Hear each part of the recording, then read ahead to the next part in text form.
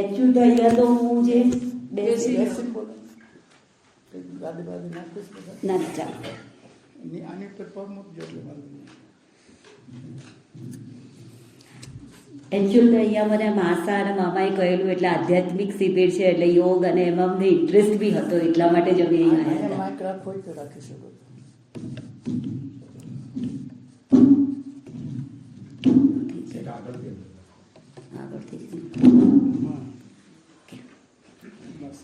પણ બધાને અત્યારે નેચરોપેથી જે સાંભળ્યું છે એના માટે બહુ જ ઇન્ટરેસ્ટ છે તો આપણે થોડુંક હું નેચરોપેથી કોલેજમાં એકચ્યુઅલ હું આયુર્વેદના બેઝિક સિદ્ધાંત શીખવાડવા માટે જાઉં છું પણ નેચરોપેથી સાથે સાથે મને બી ઇન્ટરેસ્ટ છે એટલે હું બી 5 દિવસથી મેં બી ત્યાં એડમિટ થઈને જોયેલી હતી કે બધી ટ્રીટમેન્ટ્સ ને બધું કઈ રીતે આપે છે એટલે હું એના વિશે તમને થોડુંક તો બધું કહી શકીશ. તો નેચરોપેથી એટલે શું કહે છે કે નેચર પરથી જ પેથી એટલે એના દ્વારા જ નેચરમાં જે વસ્તુઓ છે એનાથી જ આપણી ટ્રીટમેન્ટ કરી રહ્યા છે.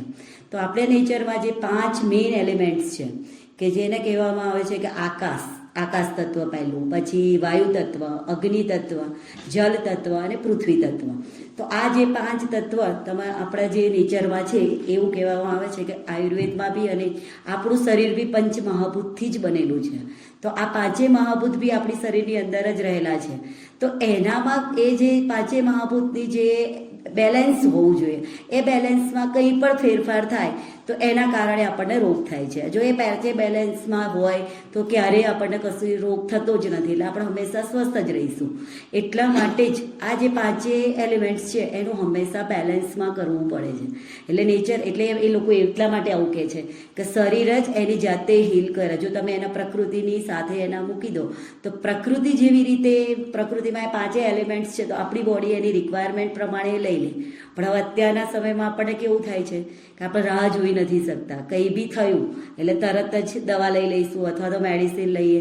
પછી અમુક વાર એવું થાય કે આપણે ડરી જઈએ કે નહીં અમને નહીં મટે કંઈક વધારે થઈ જશે તો એટલે આપણે એ કરતા નથી. જે એમણે વાત કરી એમ કે મોરારજી દેસાઈ હતા, ગાંધીજી જે સૌથી પહેલાં આના પર વધારે કરતા હતા તો એ ક્યારેય પોતાના શરીરને આ બધું જ રીતે નેચરને સોંપી દેતા હતા તો એમને એનાથી ઘણા જ બેનિફિટ્સ થતા હતા. અને કદાચ તમને બધાને તો ખ્યાલ જ હશે ગાંધીજીની સારી હેલ્થનું જે રાજ છે એ એમનું ફાસ્ટિંગ કરતા હતા, અનશન ઉપવાસ એ જ એમની હેલ્થનું રાજ હતું કે એના લીધે એમને ઘણા બધા બેનિફિટ્સ મળતા હતા કે જે આપણે કરીએ છીએ. જેવી રીતે આપણે કંઈક એક્સ્ટ્રા કામ કરવું હોય તો રોજના કામ પર કેવું આપણે કાપ મૂકીએ તો જ નવું એક્સ્ટ્રા કામ કરી શકીએ છીએ. એવી રીતે આપણી જે દરરોજની હોય છે ડાયટ લેવાની હેબિટ એમાં આપણે વચ્ચે એક બ્રેક કરી દઈએ તો એટલા ટાઈમમાં બોડીના અંદરના પાર્ટ્સ એ રીતે કામ કરી લે. એટલે નેચરોપેથીમાં સૌથી વધારે ઇમ્પોર્ટન્સ ફાસ્ટિંગ થેરાપીને આપેલું છે. કારણ કે તમે ફાસ્ટિંગ કરો છો એ સમયે તમારી બોડીના જેટલા બી બધા ઓર્ગન્સ છે એ લોકોને વધારાનું એમની જે બી આપણે એક્સ્ટ્રા ભેગું કર્યું છે એને પોતાની રીતે સરખું યુટિલાઇઝ કરવાનો સમય મળે છે. બરાબર, એટલા માટે જ એ લોકો સૌથી વધારે ફાસ્ટિંગ થેરાપીને મહત્ત્વ આપે છે. પછીની જે 5 થેરાપી છે કે દરેક મહાભૂત આપણું જે છે આ 5 મહાભૂત એને બેલેન્સ કરવા માટે એના રિલેટેડ બધા જ એમની પાસે ઉપાયો છે. જેમ કે આકાશ મહાભૂત છે તો આકાશ એટલે આપણે સમજીએ છીએ કે અવકાશ, ખાલી જગ્યા છે. તો આપણી બોડીમાં અવકાશ કેવી રીતે આવે તો આ ફાસ્ટિંગ કરીએ એટલે આપણે બોડીમાં જે અવકાશ થશે. તમે વિશ્રામ કરો છો તો વિશ્રામ કરીને આપણે સૂઈ જઈએ છીએ ત્યારે બી આપણે બોડીને એ મળે છે. તો એ રીતે આકાશ મહાભૂત આપણી બોડીને વિશ્રામ એટલે આરામ કરવો. આપણે જ્યારે રેસ્ટ પોઝિશનમાં હોઈએ છીએ ત્યારે બી બોડીમાં બધું જ પ્રોપર એની રીતે કામ થઈ જાય છે. જે 8 કલાક આપણે રાત્રે સૂઈ જઈએ છીએ તો કેવું બધું જ ફરીથી થાય. તો આકાશ તત્વ કરી ક્વેશ્ચન મુદ્રાથી એ થોડું જુદું છે કે આપણે બોડીમાં કરવા માટે પણ નેચરોપેથી સિદ્ધાંત એ પછી યોગમાં નહીં આવશે. બધા જ મહાભૂતની એક મુદ્રા બી છે કે યોગમાં એ કહ્યું છે કે આપણી બોડીમાં એ બેલેન્સ કરવું હોય તો તમે 5 આંગળીઓ અને અંગૂઠો અને અહીંયા જે મૂકીએ છીએ એના આધારે બધા મહાભૂતને તમે બેલેન્સ બી કરી શકો છો.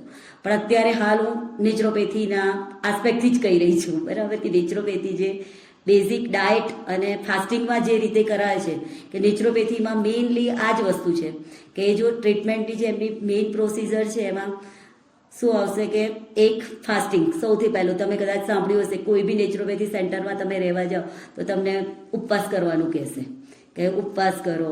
ખાલી ઉપવાસ કેવા વ્યક્તિઓ નથી કરાવતા તો જેને ડાયાબિટીસ છે, શરીરથી બહુ જ ક્રૂઝ થઈ ગયા છે એટલે વીક છે કે એમનું વેઇટ બહુ ઓછું થતું ગયું છે, તો એવા લોકોને જ આપણે ઉપવાસ નથી કરાવતા.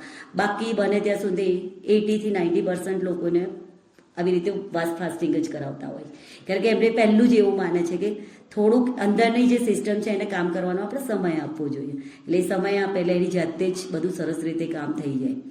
ઘણા બધા રોગોમાં એ લોકો એ રીતે જ કરતા હોય છે. પછી આવે છે વાયુ. તો વાયુ આપણે સવારે જે મોર્નિંગ વોક કરવા તમે બધા નીકળીએ છીએ, લગભગ બધા સિનિયર સિટીઝન છે, બધા જ કરતા જ હશે મોર્નિંગ વોક. તો મોર્નિંગ વોક માટે જે આપણે ખુલ્લી હવામાં સવારે નીકળી એ આપણી બોડીમાં આપણે વાયુ મહાભૂતને લઈએ છીએ, એટલે વાયુ મહાભૂતનું બી સરસ બેલેન્સ થાય છે. એટલા માટે વાયુ મહાભૂત તમારા મોર્નિંગનું સવારનું એટલા માટે કહે છે કે સવારે એકદમ ફ્રેશ એર આપણને મળે છે, બરાબર. તો સવારની જે ફ્રેશ એર હોય, વાયુ, એ જે હવા આપણે લઈએ છીએ શરીરમાં, ઇનહેલ કરીએ છીએ, એ બી આપણા બોડીમાં જે બી પૂરા 5 મહાભૂતનું બેલેન્સ કરવામાં તમને હેલ્પફુલ રહે છે. એ જ રીતે અગ્નિ મહાભૂત, તો એમાં આપણે પાણીના દ્વારા અગ્નિનું મહાભૂતનું સેવન કરીએ છીએ કે ઠંડા પાણીનો યુઝ કરીશું, ગરમ પાણીનો કરીશું. સવારે તમે મોર્નિંગમાં ઉઠીને સવારે બધા ગરમ પાણી કદાચ પીતા હશો, તો એ બી આપણે ગરમી સાથે પાણી, એટલે બંને મહાભૂત સાથે લઈએ છીએ કે અગ્નિ મહાભૂત બી આવી જાય ને જલ મહાભૂત. તો આ રીતે આપણે 5 મહાભૂતને તમે આખા દિવસ માટેની તમે જોશો તો બધામાં એક એ રીતે કરીને આપણે બેલેન્સ જ કરતા આવીએ છીએ. અને એ જો બેલેન્સ તમારું પ્રોપર થતું રહે છે કે એ જે બી આપણે ઇન્ટેક કરીએ છીએ 5 મહાભૂતમાં બરાબર જ રહેશે તો કોઈ જ તકલીફ થતી જ નથી ક્યારેય. પણ આ જે આપણું સિસ્ટમ છે એના કઈ બી વસ્તુ તમે એવી લો છો વધારે અથવા તો નથી લેતા તો જ એ તમને રોગનું કારણ બને છે. અને પછી રોગ થાય ત્યારે પછી એના માટેના અલગ અલગ પછી ટ્રીટમેન્ટ આવે છે, બરાબર. નેચરોપેથીમાં હવે તમને લોકોને કંઈક લાગતા હોય ક્વેશ્ચન, નેચરોપેથીમાં તો બેઝિક આ જ છે. આયુર્વેદ બી સેમ એ જ રીતે વર્ક કરે છે, પણ આયુર્વેદના થોડાક સિદ્ધાંતો બદલાઈ જાય છે, બરાબર. નેચરોપેથી અને આયુર્વેદ બંનેના સિદ્ધાંતોમાં થોડોક ફરક છે. ફાસ્ટિંગની વાત કરી ને, ફાસ્ટિંગમાં આમ એમ કહેવાય કે કેટલું ફાસ્ટિંગ વીકલી કરવું જોઈએ એમ અંદાજે? કે જો હવે તો આપણે ઘરે જ ધારો કે તમે બધા નોર્મલ સ્વસ્થ છો તો તમે લોકો એક ટાઈમનું બી જમવાનું ના લો તો એ બી થઈ જાય ફાસ્ટિંગ તમારા માટે. અઠવાડિયામાં એકવાર એવું કરવું જોઈએ કે ધારો કે તમે બપોરે જમી લીધું છે, પછી સાંજે કશું જ ના જમો, બીજા દિવસે મોર્નિંગમાં અને બહુ જ એવું લાગે તો લિક્વિડ પાણી અથવા તો દૂધ એ તમે લઈ શકો છો, બીજું કંઈ જ ના લો.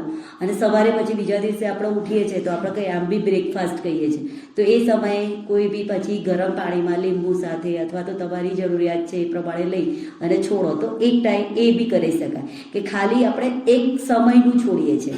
પછી એવો બી કરી શકાય કે ખાલી રસાહાર પર રહીએ, મતલબ કે તમે શાકભાજીનો જ્યુસ છે, ફ્રૂટ જ્યુસ છે, દૂધ છે, એના પર બી લો તો એ બી એક ટાઈપનું ફાસ્ટિંગ કહે છે, એને રસાહાર કહે છે આયુર્વેદમાં, કે રસ ખાલી તમે રસ જ લો છો એટલે મતલબ લિક્વિડ વસ્તુઓ જ લો છો, બરાબર. પ્રવાહી દ્રવ્યો જે બી છે એ બધા આપણે ખોરાકમાં લઈએ છીએ તો એ બી કરી શકાય.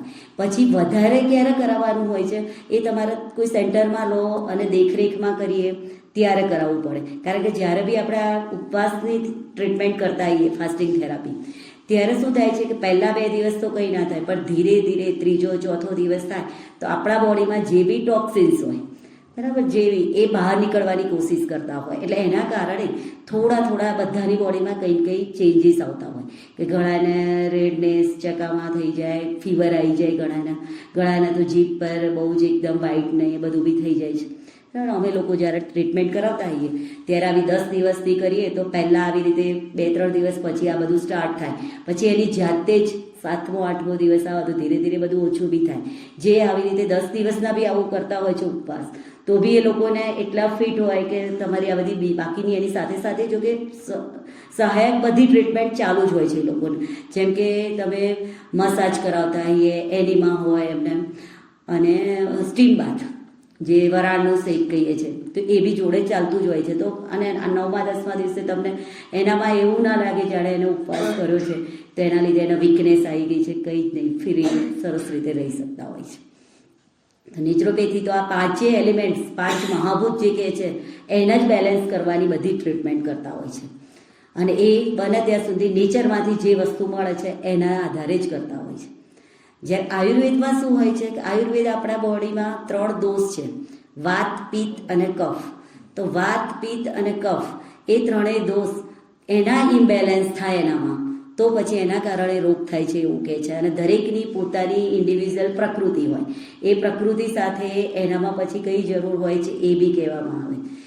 બીજું કે આ વાત પિત્ત અને કફ ઉંમર સાથે બી જોડાયેલા છે, કે જેમ કે બાલ્ય અવસ્થા છે આપણે ત્યારે કફ એનામાં વધારે હોય, કફ એનામાં એગ્રીવેટેડ વધારે જ હોય છે એટલે એને કફ પ્રકૃતિ વધારે છે એવું કહીએ આપણે. જ્યારે મધ્યમ અવસ્થા હોય ત્યારે આપણે જોઈએ છીએ કે યુવાન એડલ્ટ્સ બધા હોય એ લોકોને લગભગ એસિડિટીની એની જ વધારે તકલીફ હોય કારણ કે એમની પિત્ત પ્રકૃતિ છે. અને તમે વૃદ્ધાવસ્થામાં જોશો તો તમારામાં વાયુ વધારે હોય છે એટલા માટે જ બધા જ દુખાવાની કમ્પ્લેન હોય છે. એટલે આ ત્રણેય દોષ સાથે ત્રણેય કમ્પ્લેનો બી જોડાયેલી છે કે દુખાવો થયો મતલબ તમારા શરીરમાં વાત વધી ગયો છે. ઘણા બધાએ મને પૂછ્યું કે વાત વધી ગયો છે ખબર કેવી રીતે પડે, કે એ ખાસ કહેજો. તો તમારા બોડીમાં ક્યાંય બી દુખાવો થતો છે કે તમને ક્યાંય બી પેઇન સિમ્ટમ્સ આવ્યું મતલબ કે તમારા બોડીમાં વાત વધી રહ્યો છે, તો એ વાત વધી રહ્યો છે એટલે એ સમયે આપણે વાતને ઓછો કરવાની માટેના ઉપાયો કરવા પડે. અને વાતને ઓછો કરવાનો ઘણા બધા તમને ખબર જ હશે કે વાત કેવી રીતે થાય.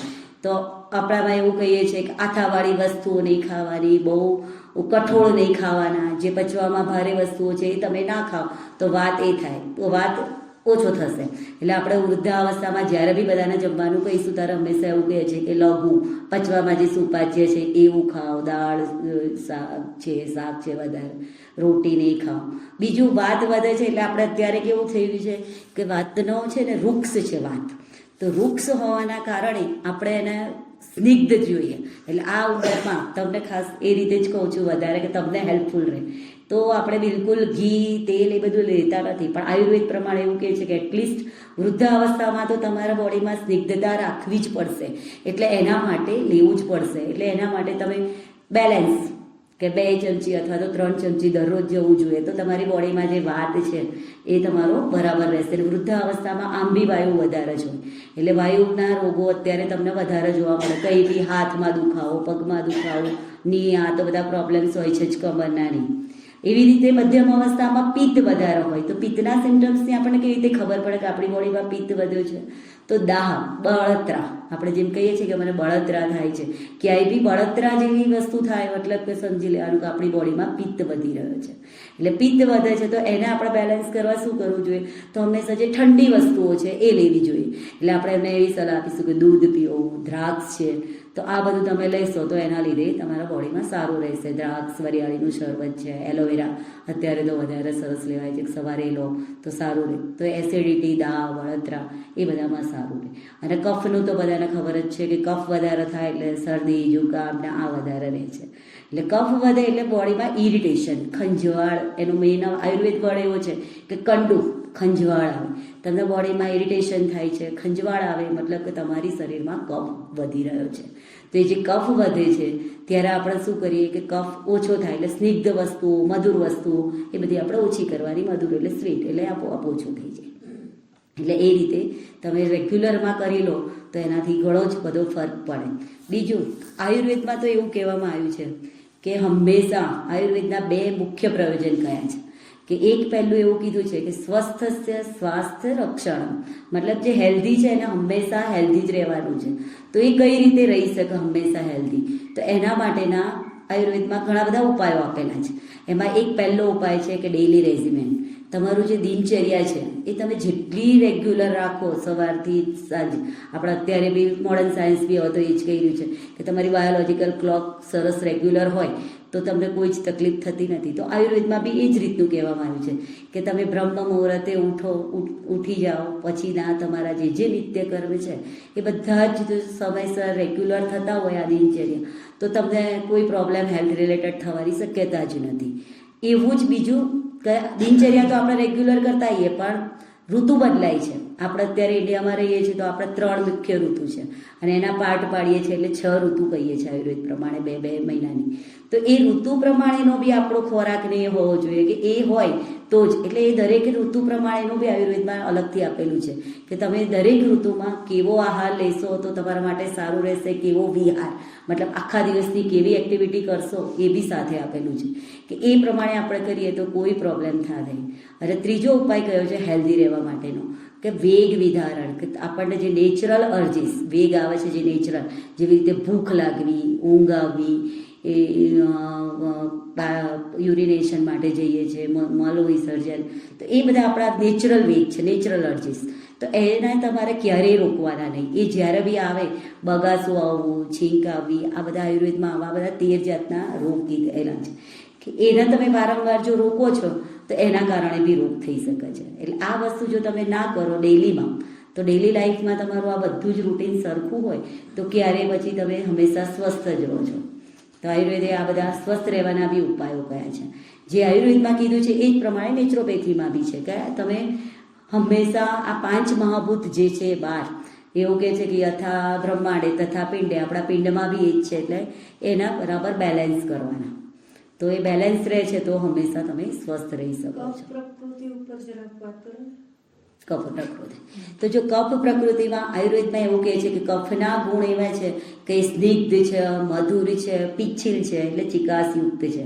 તો આપણે આપણી શરીરમાં જે કફ પ્રકૃતિ હોય એના બધા લક્ષણો આપેલા છે કે તમે વ્યક્તિ તમારી સામે આવે છે તો એને જોવાથી જ કેવી રીતે આયુર્વેદ ડૉક્ટરો તો ઓળખી જ લે છે, બરાબર. તો એ જે કફ પ્રકૃતિવાળા હોય ને એ થોડાક શરીરમાં ભારે હોય, એમની સ્કિન છે એકદમ સ્નિગ્ધ હોય, બાંધો એમનો મધ્યમ હોય, એકદમ બહુ લાંબો શોર્ટ નહીં અને હાઈ વધારે ટોલ બી નહીં, એ રીતનો હોય, બાંધો મધ્યમ હોય.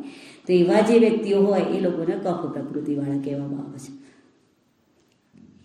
શરીરમાં ચળ આવે, હા, ખંજવાળ આવે. એ તમારી બોડીમાં જ્યારે બી કફ વધે ને તો તમને ઇરિટેશન, ખંજવાળ આવે એવા લક્ષણો આવશે જ. એટલે તમને ખબર પડી જશે કે તમારી બોડીમાં કફ વધી રહ્યો છે. હા, હવે આપણે એવું જ રાખીએ કારણ કે બેઝિક સિદ્ધાંતો કહેવામાં તો આમ બી તમને મજા નહીં આવે, કોઈને કંઈક. ચંદ્રપ્રકાશમાં કરવાથી પિત્ત ઓછું થાય છે એવું કહેવાય છે. હા, આયુર્વેદમાં એક પરફેક્ટ કહેલું છે. એટલા માટે તો શિશિર ઋતુની જે શરદ ઋતુની ઋતુચર્યા કીધી છે ને, શરદ ઋતુમાં આપણે રાત્રે જે આપણે નવરાત્રિમાં ગરબા બી ગઈએ છીએ તો એ ઋતુચર્યામાં જ એવું કહેલું છે રાત્રે કે રાત્રે તમારે 12 થી 1-2 સુધીનામાં એ ચંદ્રપ્રકાશમાં તમે રહો તો પિત્ત ના થાય. અને બેઝિકલી એ ટાઈમે આપણું જો તમે જોજો કે આપણું ઇન્ડિયન કલ્ચર આયુર્વેદ સાથે એટલું બધું જોડાયેલું છે ને કે આપણને પિત્ત વધે નહીં, એ સમય પિત્તનો પ્રકોપ છે શરદ ઋતુમાં. એટલે આપણું જમવાનું તમે જુઓ કે પહેલાં ગણપતિ આવશે એટલે મોદક ને એ હોય એટલે હંમેશા મધુર અને શીત આવશે. પછી તરત જ શ્રાદ્ધ પક્ષ આવે છે તો શ્રાદ્ધ પક્ષમાં આપણે દૂધ. પછી નવરાત્રિ, તો નવરાત્રિમાં એક પ્રસાદના નામે બધું જ મધુર જ હોય છે. અને રાત્રે આપણે ગરબા ને કરીએ એટલે પિત્ત છે તો એના માટે સાચું છે. ચંદ્રપ્રકાશમાં જ્યારે બી તમારું પિત્ત વધ્યું હોય ત્યારે ફરી શકો. હા, સવારનું જે પછી મોર્નિંગનો પહેલો સનલાઇટ થાય એના પહેલાંનું જે ઝાકળ પડેલું હોય એ સમયે ફરો તો ના થાય ફાયદો, બરાબર. એટલે રાત્રે ઝાકળ ના પડેલું હોવું જોઈએ કારણ કે એ ઋતુમાં ઓસ બી હોય છે, ઝાકળ પડેલા, તો એ સમય નહીં કરવાનું. ઘણી વખત તાવ આવવાથી પ્લેટલેટ્સ ઘટી જાય છે, તો એના માટે શું ઉપાય છે આયુર્વેદમાં? આયુર્વેદમાં પ્લેટલેટ્સ વધવા માટે એવું કહે છે કે પપૈયાના પાંદડાનો રસ, એ તમે રસ કાઢીને પીવો છો તો અત્યારે તો ડેન્ગ્યુમાં એકદમ પ્રૂવન છે અને એની પપૈયાની તો ઘણી બધી દવાઓ થઈ ગઈ છે, ટેબ્લેટ્સ બધી જ. અને તમે નેચરલમાં પપૈયાના પાંદડાનો રસ સરસ કહે છે, ને સફરજન નહીં ફ્રૂટમાં તો એ બી બહુ સરસ બેનિફિટ આપે. જો પપૈયાનો રસ છે ને તમારે કેટલા પ્લેટલેટ્સ છે એ બધું બી પાછું જોવું જ પડે. આયુર્વેદની એટલે જ દવા બધાને અફેક્ટ નથી કરતી કે સૌથી પહેલું તો પ્રકૃતિ પરીક્ષણ કરવું પડે, એની પ્રકૃતિ પ્રમાણે કેવું છે. પણ જનરલી જો નોર્મલ જ છે કે પ્લેટલેટ્સ વધી ગયા છે તો આપણે 2 ટાઈમ એને 10 ml આપી શકો, નેચરલ રસ કાઢો એટલું ચાલી શકે, પણ પછી વધારે બહુ નહીં આપવાનું. સફરજન ઉપર શું કહેતા હતા? સફરજન બી આમાં પ્લેટલેટ્સમાં સરસ રિઝલ્ટ છે ફ્રૂટમાં. WBC ઓછા હોય તો WBC ને વધારે. WBC ને તમારે એ કરવો છે એના માટે આવા જ્યુસ ને એના ફ્રૂટ્સ બધા છે એના માટે. દાડમ છે, પપૈયા છે, આ ફ્રૂટ્સથી સારું છે એનું રિઝલ્ટ આયુર્વેદમાં. વાયુ પ્રકૃતિ ઓછી કરીએ તો શું કરાય? વાયુ પ્રકૃતિ એ સૌથી સરસ સવાલ છે તમારો, બધાને ફાયદો થયો. તો વાયુ પ્રકૃતિ વાયુ પ્રકૃતિ હોય ને એટલે વાયુ પ્રકૃતિના લીધે તમે જોજો કે એ વ્યક્તિ જેનામાં વાયુ વધશે ને તો એનામાં આપણા વાયુના છે ને આયુર્વેદમાં ગુણ કીધા છે. તત્ર વૃક્ષ લઘુ શીત ખર સૂક્ષ્મ ચલ. એટલે કેવું એ વ્યક્તિ એક જગ્યાએ વધારે બેસી જ નહીં શકે, એનો ચંચલ સ્વભાવ હોય એટલે બહુ જ એક્ટિવિટી હોય એના, અને લઘુ છે એટલે વાયુ પ્રકૃતિ જ્યારે હોય જે વ્યક્તિને એને હંમેશા લઘુ અને વૃક્ષ છે એટલે એની જગ્યાએ ગુરુ અને સ્નિગ્ધ વસ્તુઓનો યુઝ કરવાનો. કે જે ગુરુ એટલે આપણે એવું કહીએ છીએ આયુર્વેદમાં એવું કહીએ કે ગુરુ વસ્તુ છે મતલબ પચવામાં ભારે વસ્તુ છે. જેમ કે ઘઉં અને આપણે બાજરીનો કરીશું તો એવું કહીશું કે ઘઉં પચવામાં ભારે છે, જ્યારે બાજરી પચવામાં લઘુ છે. તો અહીંયા જ્યારે તમે એવું ખાઓ છો તો થઈ શકે. એટલે વાયુ પ્રકૃતિ જ્યારે હોય ત્યારે લસણ, સરગવો, અજમો આ બધા વાયુને બહુ જ ઓછા કરે છે. એટલે મોટી ઉંમરે તમે જોજો બને ત્યાં સુધી હવે જે ખાવામાં લસણ અથવા કોઈ બી શાક આપણા વાલ એ બધા વાયડા પડે એવું કહીએ છીએ, એટલા માટે એને વઘારીશું શેનાથી તો હંમેશા અજમા અને લસણનો ફૂલ વઘાર કરીને વઘારીશું. એટલે એનાથી શું બેનિફિટ થાય છે કે એની જે વાયુ વધવાની પ્રકૃતિ છે એને આપણે ઓછી કરીએ છીએ, એટલે આપણે એટલે ખાઈ શકીએ છીએ. આ કોરોના મહામારી કુદરતી હતી કે માનવ સર્જિત? એ તો એનું ડિસ્કશન થાય એવું નથી અહીંયા, એના તો ઘણા થઈ ગયા પ્રોબ્લેમ, એટલે કોરોનાનું ના કરાય. પણ કોરોનામાં આયુર્વેદનું બહુ સરસ રિઝલ્ટ હતું કે રસ આપો બધા આયુર્વેદિક આ કફની દવાઓનું બી સરસ રિઝલ્ટ આવ્યું.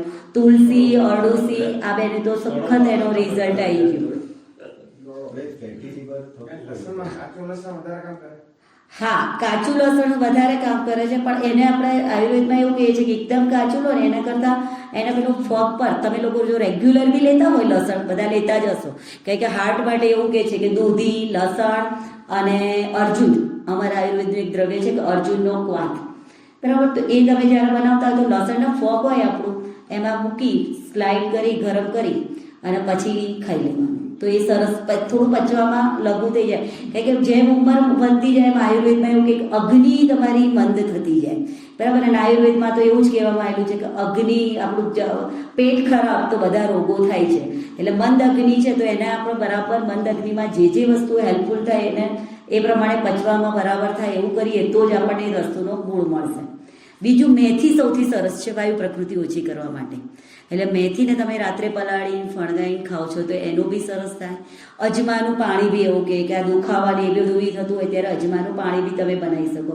રાત્રે અજમો પલાળી દેવાનો અને પછી એને સહેજ ગરમ કરી અને એ પાણી તમે પીવો તો આ અનુલોમક બી એનો ગુણ છે. એટલે મતલબ કે અત્યારે કોન્સ્ટિપેશનનો પ્રોબ્લેમ સૌથી વધારે હોય છે તો એમાં બી બેનિફિટ કરે છે.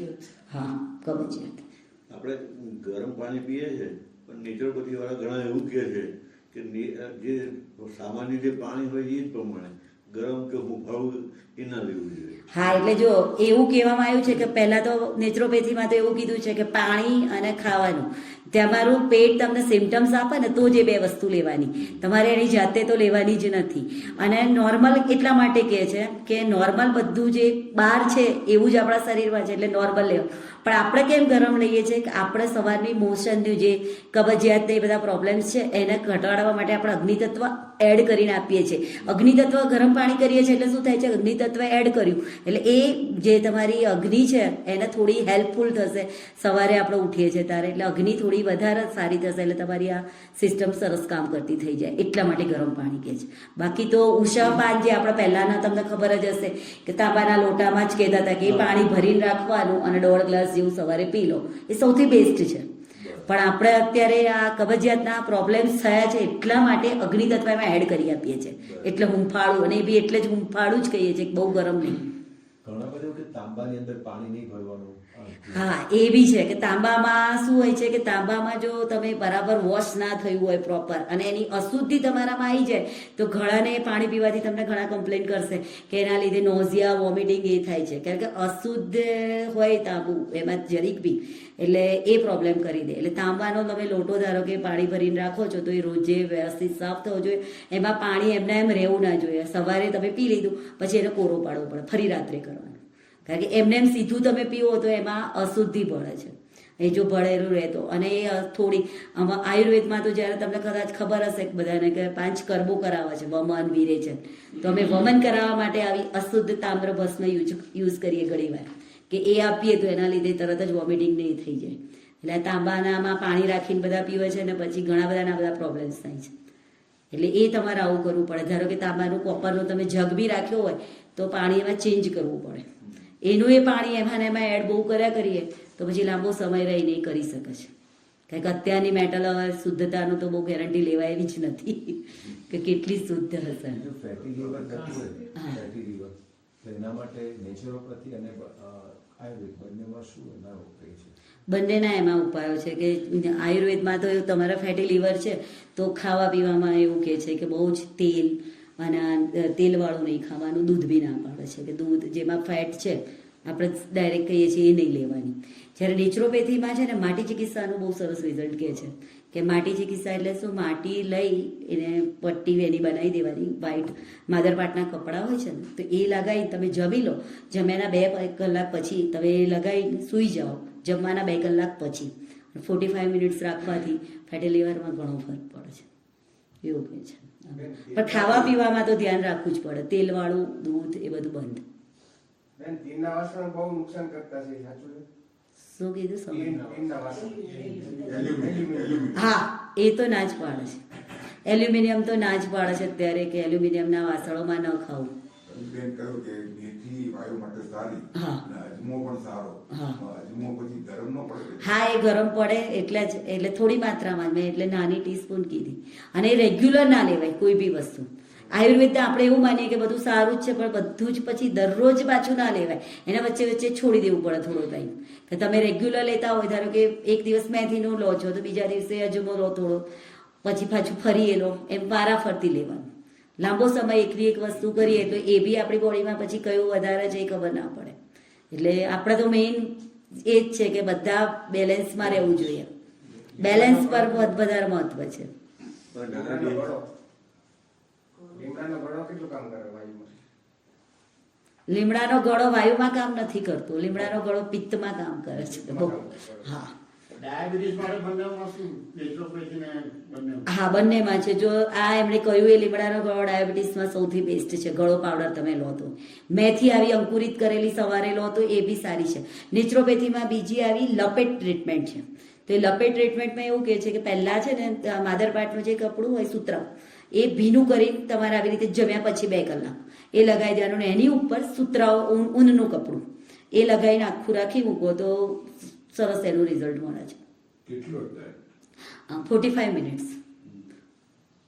અને જમવાના 2 કલાક પછી તમે ધારો કે બપોરે 12 વાગે જમી લીધું છે તો 2 વાગે એટલે એ પછી એવી રીતે લગાવી દેવાનું. નીચે જે માદરપાટનું કપડું હોય અને નેચરોપેથી સેન્ટરમાં એની તૈયાર લપેટ મળે જ છે. તમે લપેટ કહો તો એ તૈયાર લપેટ આપે છે. તો એમાં વુલન અને આ માદરપાટનું કપડું બી આખું રેડી હોય છે, લગાવવાનું ને એ બધું બી તમને બતાવે. સેન્ટરમાં જાઓ તો, અને ઘરે જાતે જ કરવું હોય તો માદરપાટનું પહેલાં લગાવી દેવાનું ભીનું કપડું ને એની ઉપર વુલન તમારે લગાવી દેવાનું. કાંસાળ પાત્રમાં જમવાનું ઉત્તમ કીધું છે અને વડીલો જમતા હતા. એ સારું જ છે. એટલે પહેલાના સમયમાં આયુર્વેદમાં તો જ્યારે ધાતુઓનું લખવાનું આવે તો પહેલી સુવર્ણથી સ્ટાર્ટ થાય કે સુવર્ણમાં જમીએ તો સૌથી સારું. સુવર્ણના બધી જ વસ્તુઓમાં એની કીધી. પછી સેકન્ડમાં રજત, પછી એ બી તો તમને નથી તો પછી આ બધી આવે છે કાસું, અને પછી સ્ટીલ. આપણે અત્યારે જે સ્ટીલ નહીં કહીએ છીએ એનું તો વાત જ નથી. માટી કીધી છે, પછી માટીનામાં ખાવ તો વધારે સારું. આરોના પાણી બધા પીયા કરે છે, પછી આ B12 નો પ્રોબ્લેમ બહુ થાય છે. હા એ અત્યારે આરોમાં એ B12 નીકળી. ખોરાક છે કે એના માટે ખોરાકમાં તમારે 2 વસ્તુ છે કે એક તો ફણગાયેલું તમે લો તો થાય. કારણ કે B12 આપણા વેજીટેરિયન માટે બહુ જ ઓછા સોર્સિસ છે કે વેજીટેરિયનને મળતા જ નથી. એટલે એક ફણગાયેલા મળે છે. પછી બીજું એવું કહે છે કે દહીંની અંદર ભાત તમે પલાળી 2-3 કલાક રાખીને પછી ખાવ તો થાય. કદાચ આ બંગાળમાં ને એ બધામાં તો એ લોકો એટલે જ જમવામાં તમને જો જોડે આપી જ દે છે. પણ વેજીટેરિયન માટે B12 ના સોર્સ બહુ જ ઓછા છે. હમણાં બધા ડાયાબિટીસનો લીધે બહુ ને લીવર હા એ બે એનું બહુ લોકો જોવા મળે છે. અને ખાસ કરીને તો આ જે ડાયાબિટીસને આ અસરમાં પાછા કિડની બગડે છે, કિડની આંખો પર બંને પર અસર. ક્રિએટિન વધે છે તો એનો ઘટાડવા માટે હું નહીં તો પછી ડાયાલિસિસમાં જતા રહે. હા એટલે પહેલા તો એના મૂળ છે એટલે ડાયાબિટીસને જ આપણે પહેલા તો ઓછો કરવો પડે. એટલે ક્રિએટિનિન પર કામ નહીં થાય, ડાયાબિટીસ પર જ પહેલું કામ લે કે ડાયાબિટીસ તમે જો બેલેન્સ રાખવું એટલે નોર્મલ વેલ્યુમાં રાખવાનું એનો, એટલે એના માટે કરવાનું. તો આયુર્વેદમાં તો જો આજે લોકો નેચરોપેથીમાં તો ડાયટ આપે છે ને તો પહેલાં સવારે આવી રીતે મેથી ફણગાયેલાનો પાણીનો રસ આપી દે, પાણી આખું બનાવીને તમને ફણગાયેલું આપી દે. 15-20 દાણા ખાલી લેવાના, વધારે નહીં. આપણે મેથી એટલે પછી એવું માનીએ કે બહુ બધું લેવાનું, તો એ બી પાછું નહીં સારું. 15-20 દાણા તો બહુ થઈ ગયા. ડાયાબિટીસ છે એના માટે. જેને નથી એ તો લે, એ તો 5 થી 10 દાણા જ. બરાબર, તો એ પલાળ દેવાના રાત્રે, એટલે ફણગાઈ જાય છે સવારે, કારણ કે ફણગાઈ જાય એટલે પચવામાં સરળ થાય. આપણો મેથી આખો પાવડર ને એ લઈએ છીએ ને તો એટલું જલ્દી તમને એનું રિઝલ્ટ મળતું નથી, કારણ કે એ જલ્દી એબ્સોર્બ થતું નથી બોડીમાં, એટલે ફણગાયેલું જ લેવાનું. પછી કારેલાનો રસ, નેચરોપેથીમાં તો કારેલાનો રસ કીધું છે, કારેલાનો રસ પીવાનો. અને આંબળા અને હળદરનો જ્યુસ, એ બે તમે લો છો તો સરસ એનો ફરક પડે છે, આંબળા અને હળદર. કોલેસ્ટ્રોલ હમણાં બધાને બહુ વધારે આવે છે, તો એની માટે શું? કોલેસ્ટ્રોલનો બી બહુ જ અત્યારે વધી જ ગયું છે, સાચી વાત છે. અને એમાંય બી આપણે હવે એના લીધે પછી શું થાય છે કે ઘી અને તેલ બધું કરી દઈએ છે બંધ, એટલે એ પાછા બીજા પ્રોબ્લેમ્સ કરે છે, એટલે તમારું એક પછી એક પ્રોબ્લેમ્સ ચાલ્યા જ કરે છે. તો દૂધીનો એમાં સરસ કીધું છે કોલેસ્ટ્રોલ માટે, દૂધીનો રસ અથવા તો દૂધીનો જ્યુસ સરસ રિઝલ્ટ આપે છે એનું. અને કંઈ બી ચીકાસવાળું વધારે હોય એ ઓછું ખાવાનું. તો ચીકાસવાળી વસ્તુઓમાં માખણ છે, દહીં, એ બી આવી જાય, એટલે એ બી નહીં ખાવાનું વધારે, ચીકાસ જેમાં છે. સરગવો અને મીઠો લીમડો પણ કોલેસ્ટ્રોલ ઓછું કરે. હા, સરગવો તો કરે, મીઠો લીમડો, સરગવો. ઘી તેલ એકદમ ઓછું નહીં કરવું જોઈએ. હા, એકદમ નહીં કરવાનું. એ દિવસની એકાદ સ્પૂન જાય, 1-2 તો ચાલ. પણ તમે કોલેસ્ટ્રોલની દવા લઈ રહ્યા છો, સાથે બીપીની ને એ બધી છે, હાર્ટનો બી પ્રોબ્લેમ, તો પછી 1 સ્પૂન જેટલું જ લેવાનું, પણ આખા દિવસમાં એટલું જ નાનું. પણ થોડુંક તો લેવાનું જ, નહીં તો પછી આ ઓલ્ડ એજ રિલેટેડ બહુ જ પ્રોબ્લેમ થાય છે એના લીધે.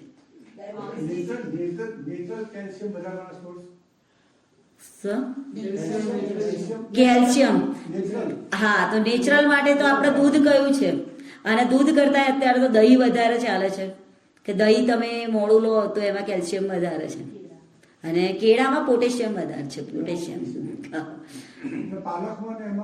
પાલકમાં ને એ બધું, પણ એ તો તમે બધી તમારે શું કહેવાય વધારે ક્વોન્ટિટી લેવી પડે, માત્રા વધારવી પડે.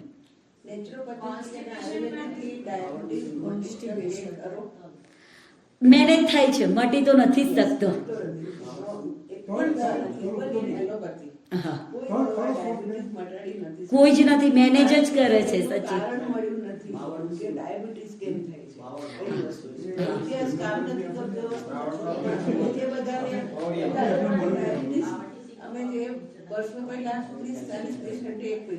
હા, એની જગ્યા એનું કારણ છે કે લાઈફસ્ટાઈલ રિલેટેડ ડિસઓર્ડરમાં આવી ગયો છે, એટલે અત્યારે લાઈફસ્ટાઈલ. હા, પહેલાના સમયમાં શું હતું કે આપણી લાઈફસ્ટાઈલ જે જૂની હતી, સિસ્ટમેટિક હતી, એટલે ઘણા પ્રોબ્લેમ્સ ઓછા છે. હવે આજે મને જ હજી તો 50 થયા છે, પણ હું કદાચ થોડુંક બી આ મને મમ્મી ને પપ્પા લોકો જોડેથી શીખી છું, તે પ્રમાણે કરું. પણ હવે મારા જ છોકરાઓ આટલું બધું એમનું સિસ્ટમિક છે જ નહીં, એટલે આ પ્રોબ્લેમ લાઈફસ્ટાઈલ રિલેટેડ થઈ ગયા છે. એટલે અત્યારે ડાયાબિટીસને કેવું છે કે ક્યોર તો થાય એમ જ નથી, એને ખાલી આપણે મેનેજ કરીએ કે બેલેન્સ નોર્મલ વેલ્યુ રેન્જમાં રહે, એટલે એના લીધે બીજી જે આ કિડની પર અસર થાય છે, આંખ પર થાય છે, ઓછી થાય.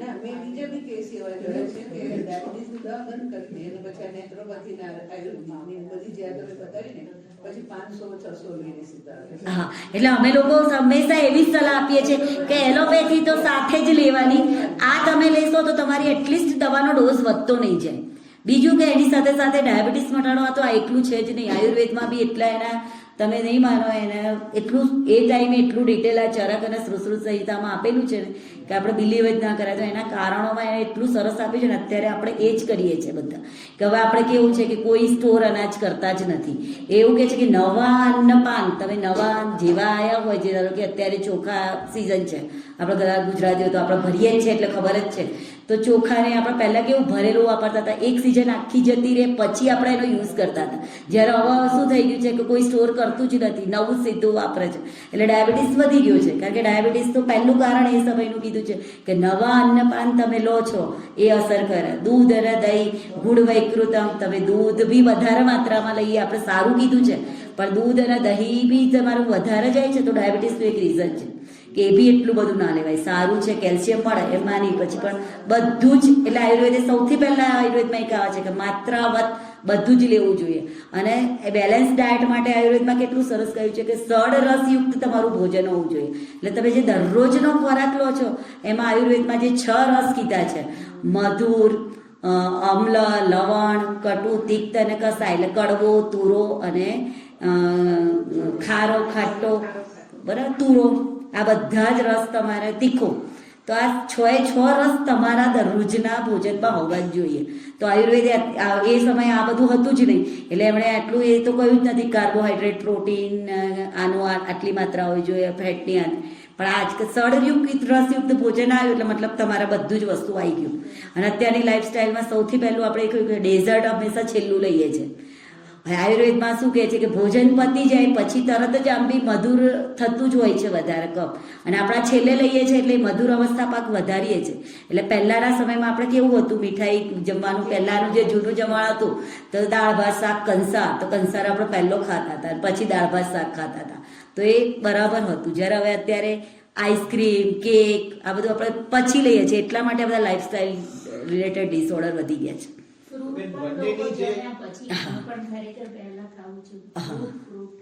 ફ્રૂટ માટે તો નથી એવું કે તમે જમ્યા પછી બી અડધા કલાક પછી લઈશ, પણ સવારના નાસ્તામાં એ લો તો એ સૌથી વધારે ગુણ કરે, અથવા તો પછી 4 વાગે લો તો એ વધારે કરે. જમવાની સાથે બને ત્યાં સુધી ના લો તો સારું, કારણ કે આપણે જમવાનું જે છે બધી જ વસ્તુ આપણે એમાં લેતા આવીએ છીએ, તો એ પચવામાં એને સમય મળે. આ બંને પેથીનું જે જમવાનું જે કહેવામાં આવેલું છે એ બંને કોન્ટ્રાસ્ટ એવું નથી લાગતું? આજે નેચરોથેરાપીની અંદર બેસકી શું કહેવાય, આપણે કાચું ખાવાનું એવું કહેવામાં આવે છે, જ્યારે આયુર્વેદ એનાથી કમ્પ્લીટલી ઊંધું કહે છે કે શક્ય હોય ત્યાં સુધી રાંધેલું ખાવું. હા, એટલે એ બંનેમાં જુદું છે, એટલે એટલા માટે છે કે બંને પેથી પોતાની રીતે અલગ છે. આ એવું કે છે નેચરોપેથી સિદ્ધાંત કે જેવું બહાર પ્રકૃતિમાં છે એ જ તમારે ખાવાનું, એટલા માટે કે જ્યારે આયુર્વેદે શું કર્યું છે કે ઉંમર સાથે બધું જ કહ્યું છે કે હવે ધારો કે જેમ જેમ ઉંમરના આપણે સ્ટેજમાં આવતા હોય તો આપણી અગ્નિ એ પ્રમાણે વર્ક નથી કરતી, એટલા માટે આપણે પકાઈને ખાવાનું, એટલે ફણગાયેલું કઠોળ બી સીધા ખાવાની આયુર્વેદમાં એટલે જ ના પાડી છે. નેચરોપેથીમાં એ થોડી માત્રામાં લેવાની છે, કારણ કે નેચરોપેથી તો આ સોલ્ટ, સુગર આ બધામાં ના પાડે છે, તુવરની દાળ એ બી એ તો ના જ પાડે છે કે નહીં ખા, એટલે તમે એક કાચું તો ખાઈ જ નથી શકવાના બધું, ઘણી બધી વસ્તુ. આરો પ્લાન્ટ છે એ પાણી સારું કે ખરાબ? હવે એમાં એવું છે ને કે આરો પ્લાન્ટ બીજા બધા ઘણી બધી રોગોમાં સારું છે, એટલા માટે હવે B12 નો પ્રોબ્લેમ કરે છે એટલે આપણે સ્વીકારી લેવાનું. પેલું એવું કહીએ છીએ ને આપણે કે ના મામા કરતા કાણા મામા સારા. કારણ કે તમે આરો વગરનું પાણી પીવો તો બીજા એટલા બધા પ્રોબ્લેમ્સ થઈ શકે એવા છે ને કે પાણી પ્યોર હોતું નથી, એટલે એના રિલેટેડ એટલા બધા રોગો છે ને કે એને આપણે કહી જ ના શકીએ. એટલે પછી હા, એ પાણી સૌથી બેસ્ટ કીધું છે. આખું પહેલા આપણા જૂના લોકો એને સ્ટોર કરતા જ હતા, એને ભેગું કરીને રાખતા હતા, 6-8 મહિના સુધી એ પાણી લેતા હતા. એટલે એવો ખ્યાલ છે કે ડાયાબિટીસ વાળા રાઈસ નહીં ખાવાના, પણ સાઉથ ઇન્ડિયામાં તો રોટલી મળતી નથી, રાઈસ જ મુખ્ય ખોરાક. એટલે આ કોમન ક્વેશ્ચન છે કે રોટલી અને ભાત ખાઈએ, રોટલી અને ભાત તો ડાયાબિટીસ વધે. એકચ્યુઅલ તમે સુગર આપેલું સ્વીટ ખાઈશું તો વધશે, પણ બધાથી છેલ્લે તો જે પચી જાય એટલે એમાંથી ગ્લુકોઝ જ બને છે. એટલે ગ્લુકોઝ તમારે કઈ રીતનું થાય, એટલે માત્રાવત. રાઈસમાં બી કેવું તમે માત્રાવત લો તો ચાલે થોડી. ત્યાં તો ઢગલો રાઈસનો જ હા, એ તો પણ સાઉથ વાળાની એવી ડાયાબિટીસ છે જ નહીં. હા, એનું કારણ છે કે એ પછી બીજું નથી ખાતા ને, આપણી જેમ ફૂલ ડીશ ગુજરાતીઓની જ છે. બાકી બધે જ તમે જોજો, નોર્થમાં જાઓ, નોર્થ ઇન્ડિયામાં તો એ લોકો સવારની એમની રસોઈ હશે તો પરોઠા સબ્જી જ હશે બધા, કાં પછી રાઈસ અને રાજમા કેવું હશે. જ્યારે આપણી ગુજરાતી થાળીમાં જ બધું છે, એટલે સૌથી વધારે અત્યારે ગુજરાતમાં જ ડાયાબિટીસના વધારે કેસ છે, કારણ કે આપણે 4 વસ્તુઓ સાથે ખાઈએ છીએ, અને દાળ ભાત શાક રોટી, એટલે આપણે બધું જ કાર્બોહાઈડ્રેટ. અને આપણું ખોરાકમાં કેવું છે કે આપણે સલાડ, શાક અને ફ્રૂટ એનું વેટેજ સૌથી ઓછું છે. હવે આ તમે કીધું એટલે બીજો સારો એક કે આપણું શરીર છે ને એમાં 80% ક્ષાર છે અને 20% જ અમ્લીય વસ્તુઓ છે, બરાબર. તો આપણે જે આ બહારથી બધું આ રોટી આ બધું ખાઈએ છીએ બધું જ અમ્લીય વધારે છે. આપણે ત્યારે 80% આપણને ક્ષારીય વસ્તુની જરૂર છે, તો ક્ષારીય વસ્તુ આપણને શેમાંથી મળે? તો વેજીટેબલ્સ, ફ્રૂટ, શાકભાજી, જ્યુસ પીઓ એમાંથી મળે છે. પણ આપણે શું કરીએ છીએ, આપણા ખોરાકમાં રોટી અને રાઈસનું પ્રમાણ વધારે છે. એવરેજ બધા જ જોઈ લેજો કે આપણા ખોરાકમાં શું હોય છે.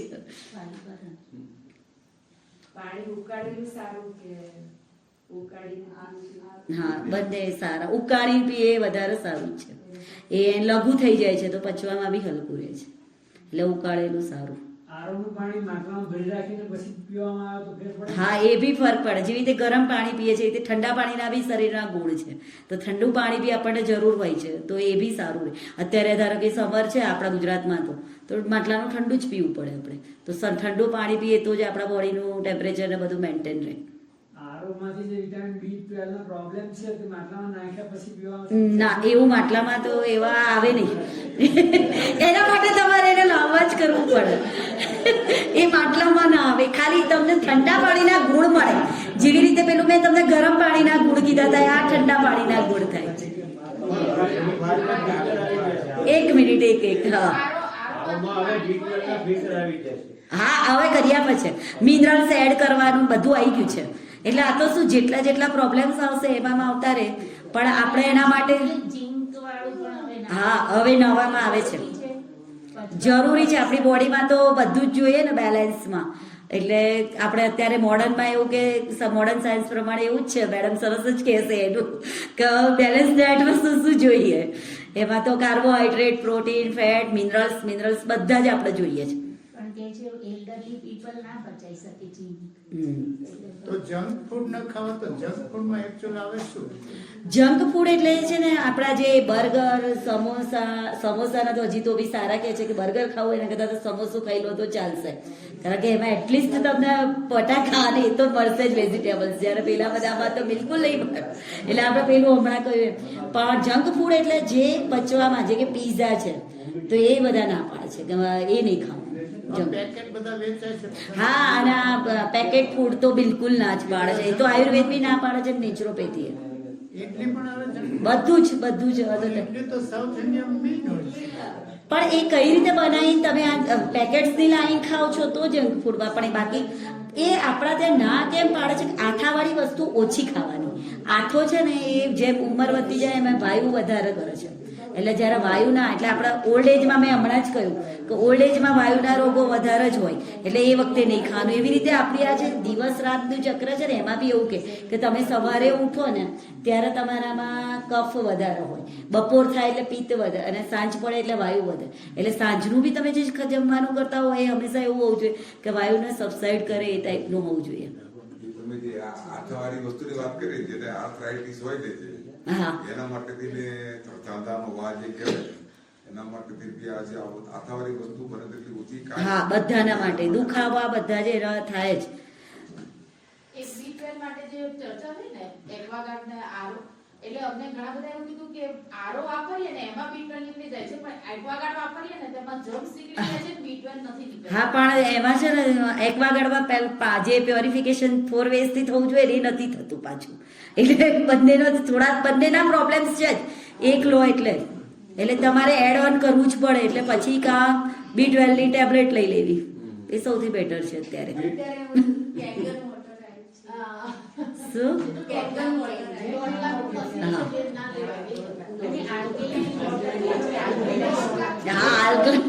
એ અમે કહ્યું એ જ આપણે બનાવી શકીએ છીએ. આપણા બોડીમાં છે ને ક્ષારીય વધારે વસ્તુ જોઈએ છે, કારણ કે 88% આપણી બોડીમાં ક્ષાર છે. તો 80% માટે આપણે આવી રીતે કાકડીનું, અત્યારે તો આ બધું બહુ ચાલી રહ્યું છે, તુલસી પત્ર નાખીને પાણી પીઓ, તો એ થોડુંક તમે એને ક્ષારીય બનાવો છો તો બોડીમાં એ સારું રહે છે. જે B12 ની ઉણપ હોય એમ કહેવામાં આવે છે કે જો તમે તડકામાં બેસો તો B12 ની ઉણપ છે. હા, પણ એ બી એવું છે કે તડકામાં બેસવાથી ખાલી નથી થતું. એકચ્યુઅલ B12 આપણી બોડીમાં ક્યારે બને?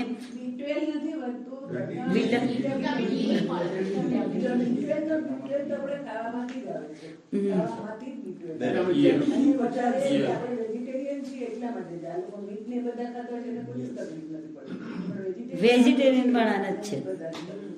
એટલે વેજીટેરિયનમાં છે ને આફ્ટર 50 બને ત્યાં સુધી એઝ અ ડોક્ટર અમે તો એવી સલાહ આપીએ છીએ કે B12 ના ટેબ્લેટ સ્ટાર્ટ જ કરી લેવી એ વધારે બેટર છે. કારણ કે આફ્ટર 50 જરૂર જ છે. આમ તો વહેલા જ કહીએ પણ હવે 50 બરાબર છે. હા, અને ઇન્જેક્શન, કારણ કે મને જ ખુદ 50 થયા મેં સ્ટાર્ટ કરી દીધી છે. કારણ કે આપણા વેજીટેરિયન ડાયટમાં ઓછી જ મળે છે, એટલે લઈ જ લેવી સારી, બેટર છે. એ ખવાય કે ન ખવાય? જેનો જે ખોરાક હોય બધા જ પોતાનો જે હોય એ તો ખાઈ જ શકે, એના માટે ના જ નથી. તમે નહીં માનો, ચરક સંહિતામાં સૌથી વધારે વર્ણન આ બધાનું જ છે. એમાં બી એ વખતે આપેલા જ છે આ બધું. માંસ વર્ગ આખો એને અલગથી આપ્યો હતો, કારણ કે જેની જે જગ્યાએ જે ડાયટ મળે છે, જો એ નહીં ખાય એ લોકો તો આમ બી પછી વેજીટેરિયન ફૂડ મળવાનું નથી બધાને. એટલે જે જગ્યાએ જે મળે છે એનો જે સ્ટેપલ ફૂડ હોય એ એલાઉડ છે બધાને ખાવાનું. તમે આ કદાચ જો તો એ સાઈડ પશ્ચિમ બંગાળ એ બાજુ તો બ્રાહ્મણ બી ફીસ તો બધું ખાય છે, કારણ કે સ્ટેપલ ફૂડ જ એનો એ છે, તો એ કશું ના કરી શકાય. મહારાષ્ટ્રમાં બી મોટા ભાગના પ્રશ્નો આવી ગયા, પણ અગત્યના ખાસ હોય તો પૂછો. એક છેલ્લો પ્રશ્ન પૂછ્યો, છેલ્લો પ્રશ્ન. જરૂર હોય તો પૂછો. શું? ના, દૂધમાં બી બધું, દૂધને સંપૂર્ણ ખોરાક કીધો છે કે એક સમય તમારી પાસે કશું નથી તો એ લો તો સારું જ છે, પણ બધું જ મળી રહે એવું અત્યારના સાયન્સ પ્રમાણે કેવું ડિફિકલ્ટ.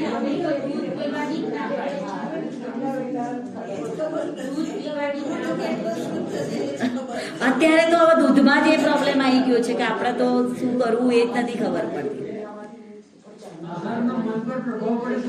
હા, ડેફિનેટલી.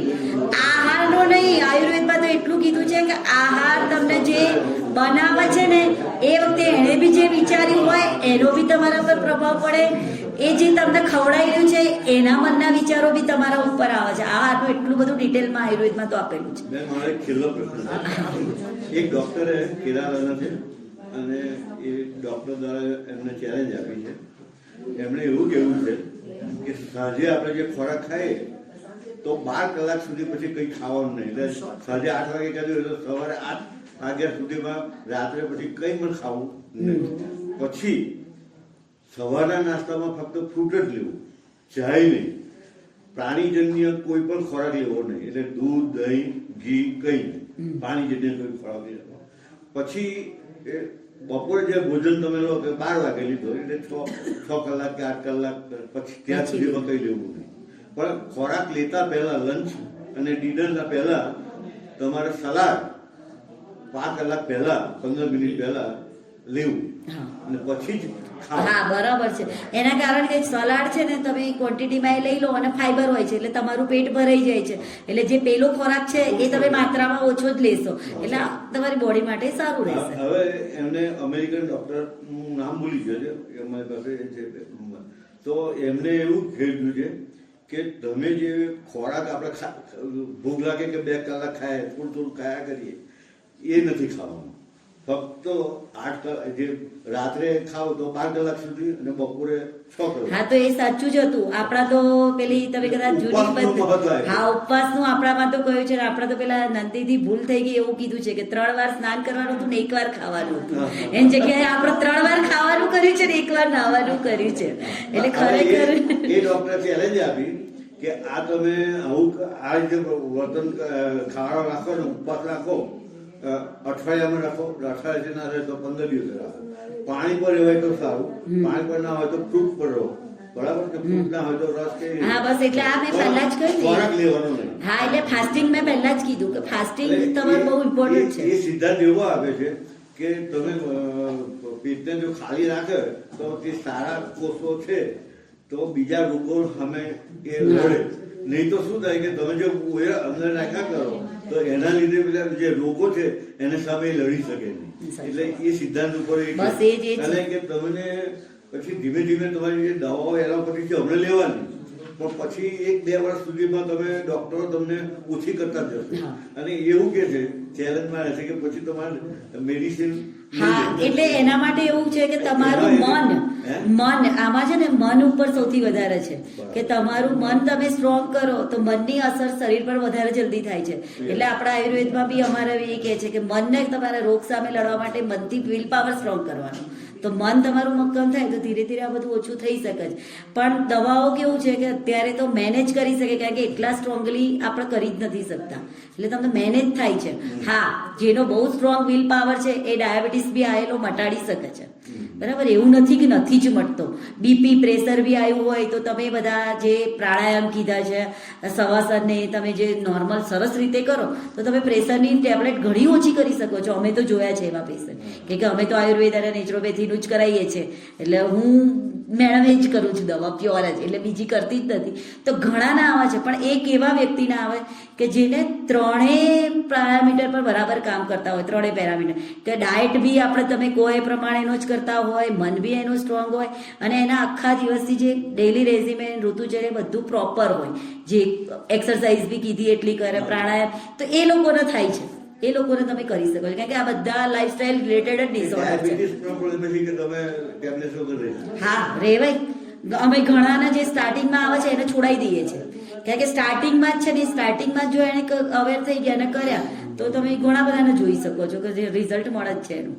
અને આ બધું કેવું છે કે જે નેચરલ ટ્રીટમેન્ટ છે એ તો તમારે લાઈફસ્ટાઈલમાં ચેન્જ લાવો, થયો જ છે રોગ લાઈફસ્ટાઈલના કારણે, તો લાઈફસ્ટાઈલ બદલી તો તરત જ આપોઆપ રિઝલ્ટ મળવાનું જ છે. બસ કરી હા, એક મિનિટ, બહુ સરસ રીતે એમને કોન્ફિડન્સથી જવાબ આપ્યા બધા. અને ડૉક્ટર નવતંબા પણ ડૉક્ટર છે. હા, એમનું તો માને. તો આયુર્વેદિકને હું પેલો ટકરાય છે થોડો.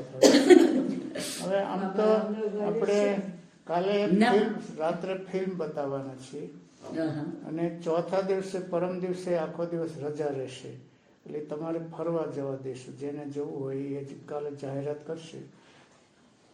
કોક મને પ્રશ્ન પૂછતા હોય છે મારા પ્રવચનમાંથી, એટલે હું કહું કે 4-5 દિવસ સાંભળો અને બીજા ઘણા પ્રશ્નો આવશે.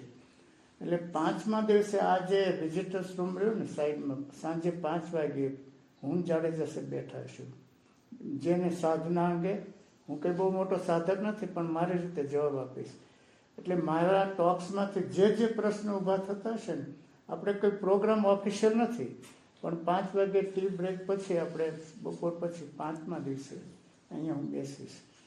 આપનો ઘણો જ આભાર. હા, એ જેને રસીદ આવી છે એને આપી દેશે જાડેજા. અને આયુર્વેદ, એલોપેથી, નેચરોપેથી બધી જ પદ્ધતિ જ છે, કોઈ એક સાથે ટકરાવતી નથી. જરૂર જ છે, બધાની જરૂરિયાત છે. હું ગોતી લઈશ.